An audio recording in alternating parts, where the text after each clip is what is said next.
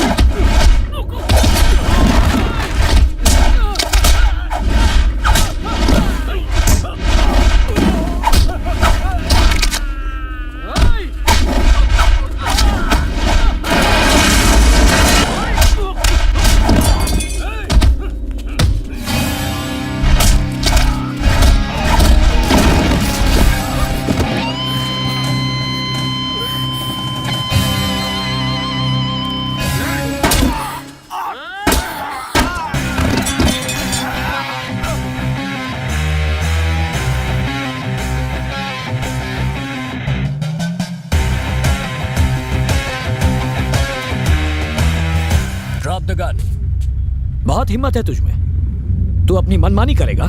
किसके कहने पर कर रहा है तू ये सब? कमिश्नर ऑफ पुलिस, समझ गए? I am Jayant Swami, ACP special branch. ये एक अंडरकवर ऑपरेशन है अल्बर्ट के लिए। आम इंसान को गुंडे तंग करें तो उन्हें भी पुलिस छोड़ती नहीं है। इसने तो पुलिस को मारा है, तो हम इसे जिंदा कैसे छोड़ सकते हैं? इसीलिए मैंने उन सबको बीच सड़क में मारा है। ईमानदार पुलिस वाले को मारकर ये लोग खुद को शेर समझते हैं सर। आज उसी ईमानदार पुलिस वाले के लिए इन्हें खत्म करना उतना ही जरूरी है। आज के बाद इस शहर का हर एक गुंडा, हर एक बदमाश पुलिस से आंख मिलाने से पहले डर के मारे कांप जाएगा। तभी इस वर्दी की इज्जत रहेगी। ये खत्म तो इस शहर का जुर्म भी खत्म। तुझे क्या लगता है मुझे मारने से गुंडागर्दी खत्म हो जाएगी? आगे भी ये चलता रहेगा, ऐसा फिर होगा। अपनी मौत को देखकर हमें डरा रहा है। आज से तेरी कहानी खत्म।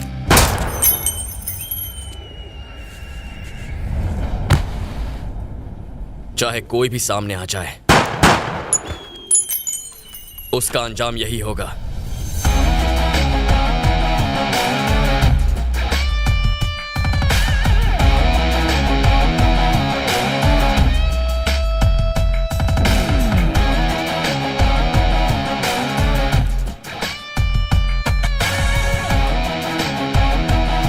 सेल्वम मुझे मत मारो, छोड़ दो, मैं तुम्हें पैसे दे दूंगा। यकीन कीजिए मेरे पास देने के लिए पैसे नहीं है। सेल्वम मुझे मत मारो प्लीज।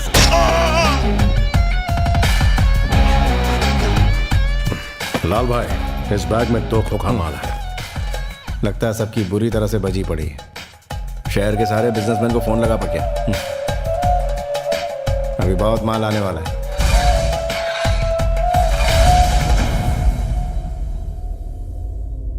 जब तू पुलिस के पास गया तभी तुझे उड़ा देना चाहिए था। तेरी वजह से हमारा खास आदमी भवानी मारा गया। उसको मारने वाले सब इंस्पेक्टर को हमने ऊपर पहुंचा दिया, तो उसकी वजह से पुलिस ने भवानी और उसके सारे आदमियों को मार डाला। इस बार माफी की कोई गुंजाइश नहीं।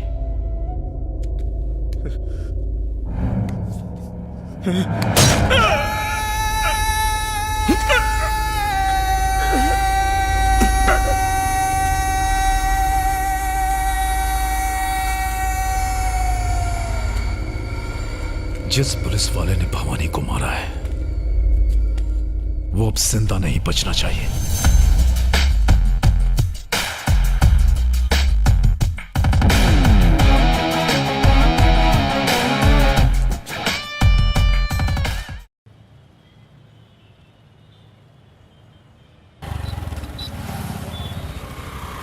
मैंने ब्रिज क्रॉस कर लिया है, 2 मिनट में आ जाऊंगा। ठीक है मां। यार कल तो तूने पी भी नहीं थी, तो फिर तेरी बीवी ने तुझे क्यों पीटा? क्यों जले पे नमक छिड़क रहा है? हुआ ये कि कल मैं और मेरी बीवी मंदिर गए थे। हाँ। तभी अचानक एक बंदर ने हमारे सामने से रोड क्रॉस किया। ठीक है। उसे देख के मेरी बीवी बोली, देखो देखो तुम्हारा रिश्तेदार कैसे रोड पर आवारा घूम रहा है। अब ये सुन के मैं क्या चुप बैठता? मेरी खसक गई। मैंने बोला ससुर जी पाए लागू, बस फिर क्या। अबे तू भी ना मुंह बंद नहीं रख सकता अपना। अरे अपनी भी तो प्रेस्टीज का सवाल बन चुका था यार। कैसे हो बेटा, सब ठीक है ना? मैं बिल्कुल ठीक हूँ। आ गए? हे कैसी हो? मौसी जी, ये भैंस दिन में कितना लीटर दूध देती है? अरे बेटा ये भैंस नहीं, ये तो गाय है। अरे मौसी जी, वो तो मैं भी जानता हूँ। मैं तो दूध निकालने वाले इस भैंसे की बात कर रहा था। इतने प्यार से मेरी तरफ ना देखो, गाय नाराज हो जाएगी। अरे दूध निकालो नहीं तो अंदर चला जाएगा। 12वीं के बाद 5 साल तू हॉस्टल में रहा, उसके बाद के 5 साल ट्रेनिंग और नौकरी की वजह से हमसे दूर रहा।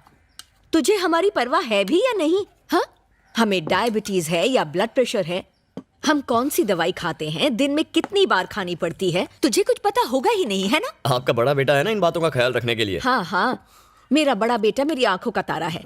तू तो सिर्फ पैसे भेजता है, पर घर की हर जिम्मेदारी चाहे छोटी हो या बड़ी, ये सेल्वम ही हमेशा उठाता है। माँ, आपके बड़े बेटे को लोग सिर्फ यहाँ जानते हैं। कभी मदुराई आकर मेरे बारे में लोगों से पूछिए, वो कहेंगे धन्य है वो माँ जिसने ऐसे संस्कारी बेटे को जन्म दिया। मेरे नाम की माला जपते हैं वहाँ। वाह, अपने मुंह मियाँ मिट्ठू होना कोई तुझसे सीखे। माँ, जय को कम से कम चैन से खाना तो खाने दो। अरे मेरे लिए जरा दाल लेकर आओ।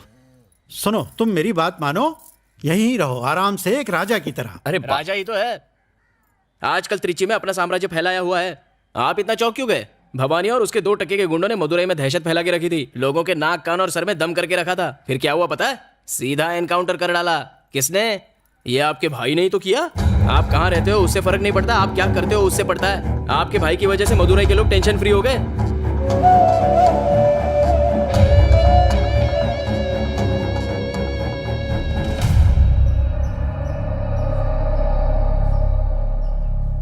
मेरे दादा रामास्वामी एक फ्रीडम फाइटर थे।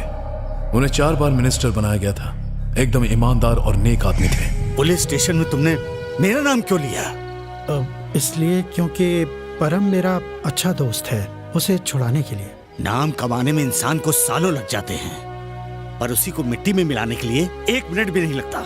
मुझे माफ कर दीजिए पिताजी, आज के बाद मैं अपने मतलब के लिए कभी आपका नाम इस्तेमाल नहीं करूंगा। उसके बाद से मेरे पापा ने खुद को पॉलिटिक्स से दूर रखने का फैसला किया। मेरे दादा के गुजर जाने के बाद कई पॉलिटिशियंस ने मेरे पापा को उन्हें सपोर्ट करने को कहा, पर उन्होंने मना कर दिया। क्या मैं बाहर वाला हूँ जीजाजी? आपके पिताजी के बाद क्या हम में से कोई पॉलिटिक्स में नहीं जाएगा? मुझे माफ करना चिन्ना, मैंने अपने पिता से वादा किया था कि मैं पॉलिटिक्स में कभी नहीं जाऊंगा।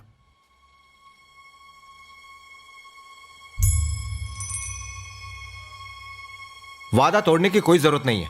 मैं आपके बेटे सेल्वम चिन्ना को ले मामा ने जाऊंगा। मुझसे चलो, पूछे चलो, बिना चलो, मेरे लिए चलो। फैसला कर लिया।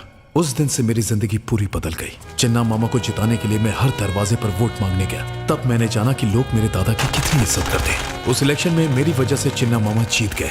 अगले 4 सालों में उन्होंने दौलत, शोहरत और रुतबा कमाया। ऐसे पैसे और पावर का क्या फायदा? हमारी बिरादरी के लोग सिर्फ रामास्वामी के परिवार को ही पूछते हैं। जो भी हो, अगर वो परिवार आपकी मदद नहीं करता तो आप इलेक्शन नहीं जीतते। रामास्वामी के परिवार को अपनी तरफ करना ही होगा। तुम जाके सेल्वम के दिमाग में पॉलिटिक्स का कीड़ा छोड़ो। इस इलेक्शन में तुम्हारे लिए करोड़ों रुपए बहा दूंगा। अरे गहरे तुम्हारे दादा का नाम लेके जीत जाते हैं, फिर तुम खुद इलेक्शन क्यों नहीं लड़ते? तुम अगर लड़ना चाहते हो जरूर लड़ो, लेकिन एक बात याद रखना, पॉलिटिक्स में कमाया 1 रुपया भी मेरे घर में नहीं आना चाहिए। और हाँ, मुझसे किसी भी तरह की मदद की उम्मीद मत रखना। ठीक है पापा। मैं ये सोच के इलेक्शन में खड़ा हुआ कि मिस्त्री सेठ मेरा पूरा साथ देंगे, लेकिन उन्होंने मुंह मोड़ लिया। उस वक्त मेरे दोस्त लाल ने मेरी मदद की और दिन रात मेरे लिए प्रचार किया। मैंने हर बड़े के पैर छुए, उन्हें इज्जत दी, लेकिन मेरे दादा के नाम के बावजूद चिन्ना मामा के पैसे की ताकत के आगे मैं टिक नहीं पाया। वो भारी मेजोरिटी से जीत गए। सिर्फ नाम के जोर पर कोई जीत नहीं सकता सेल्वम, पैसों की भी जरूरत पड़ती है। ये 1000 का नोट रख लो, ये तुम्हें पैसों की याद दिलाता रहेगा। हारने के गम से ज्यादा हर अहरे गहरे की नसीहत मानो मुझे कांटे की तरह चुभती थी। जो भी होता है अच्छे के लिए होता है सेल्वम। पॉलिटिक्स आसान चीज नहीं होती। तुम्हारी इलेक्शन हारने की वजह से मेरी सहेलियां मुझ पर हंस रही थीं। पॉलिटिक्स आप जैसे लोगों के लिए नहीं बनी है भैया। सब कह रहे हैं कि तुम्हारी हार एक तरह से रामास्वामी की हार है। अपने खानदान पर कोई कलंक ना लगे, इसीलिए मैंने कभी पॉलिटिक्स ज्वाइन नहीं की। पॉलिटिक्स में कुछ बड़ा करने की चाह ने मुझे अंदर से झकझोर दिया था। मैं हर उस इंसान को नीचा दिखाना चाहता था जिसने मुझे जली कटी सुनाई थी। पॉलिटिक्स में पैसों की अहमियत को मैं जान चुका था, इसीलिए मेरे दोस्त लाल ने मुझे भवानी से मिलवाया। हमने शहर के हर बिजनेसमैन से पैसे मांगने शुरू किए। जो पैसे नहीं देता हम उसका कत्ल कर देते।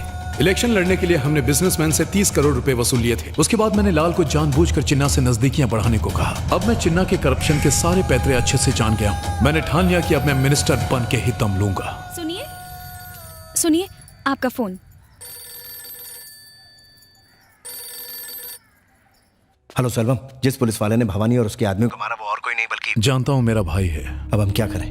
उसे सिर्फ सब इंस्पेक्टर के मर्डर के बारे में पता है। कल वो त्रिची वापस जा रहा है, घबराने की कोई जरूरत नहीं है। रखता हूं। ठीक है।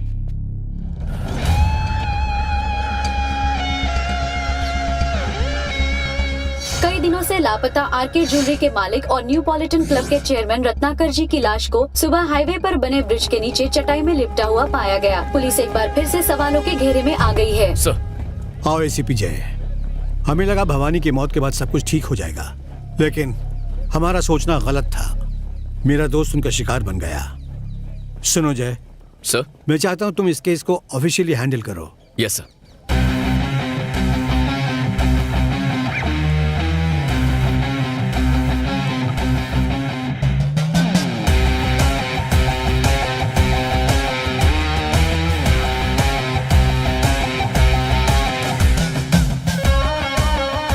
बताया नहीं तुम्हारी पोस्टिंग हो गई है? हाँ, sudden appointment. Okay okay okay, disturb नहीं करूंगी, बाद में बात करती हूँ। ओके। और फर्स्ट मूव, शहर के टॉप बिजनेसमैन के साथ मीटिंग करनी होगी। ये मीटिंग अरेंज कीजिए।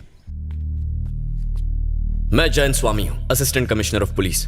इस केस को अब मैं हैंडल कर रहा हूँ। आप लोगों का डर ही उन लोगों की ताकत है। पिछले हफ्ते मिस्टर रत्नाकर के मर्डर के बाद हमने जाना कि भवानी के ऊपर कोई मास्टरमाइंड है। आई एम गेसिंग जल्द ही आप सबको धमकी भरे फोन आएंगे।